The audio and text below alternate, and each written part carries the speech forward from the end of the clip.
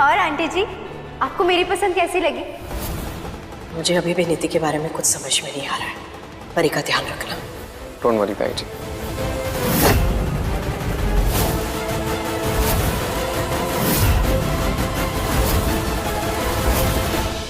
कल एंगेजमेंट कर सकते हैं अगर तुम्हें कोई प्रॉब्लम ना हो तो। बाई चांस तुम्हारा मूड बदल गया तो, या तुम्हारी जिंदगी में कोई और आ गया तो।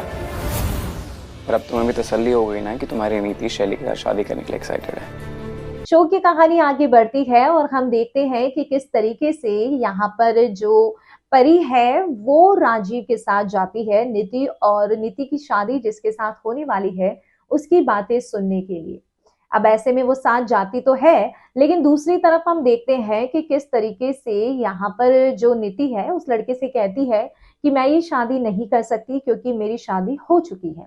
अब उस लड़के को लगता है शादी टूट गई होगी, जो भी पास्ट होगा मुझे क्या करना है। वो कहता है कोई बात नहीं, मैं फिर भी शादी करने के लिए तैयार हूँ। और आंटी जी, आपको मेरी पसंद कैसी लगी? मुझे अभी भी नीति के बारे में कुछ समझ में नहीं आ रहा है। परी का ध्यान रखना। डोंट वरी ताई जी।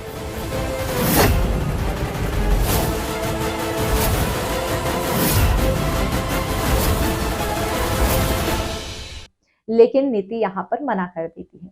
परी और राजीव को शक होता है। राजीव को ऑलरेडी शक था नीति पर। दूसरी तरफ जो ताई जी है, ताई जी पहले ही अनुमान लगा लेती है कि नीति इस शादी को करने के लिए मना कर देगी। अब यहाँ पे सब पूछते हैं ऐसा क्यों? क्योंकि भाई नीति की याददाश्त गई ही नहीं है, वो इतने दिनों से मात्र ड्रामा कर रही थी और इसीलिए ताई जी ने ये सब किया कि नीति की सच्चाई सबके सामने भी आ जाए और उन्हें भी थोड़ी क्लैरिटी मिल जाए। अब ऐसे में जहां पर परी की बेस्ट फ्रेंड नीति है तो नीति की शादी कराने की बात चल रही थी, लेकिन नीति ने जब साफ इनकार कर दिया तो अब क्या होगा? नीति ने यह भी कह दिया कि मैं शादीशुदा हूं, तो नीति की शादी हुई किससे है?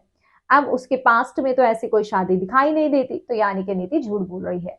खैर देखते हैं आगे आने वाले एपिसोड में क्या होता है। कमेंट सेक्शन में अपनी राय बताइए और कर दीजिए चैनल को सब्सक्राइब।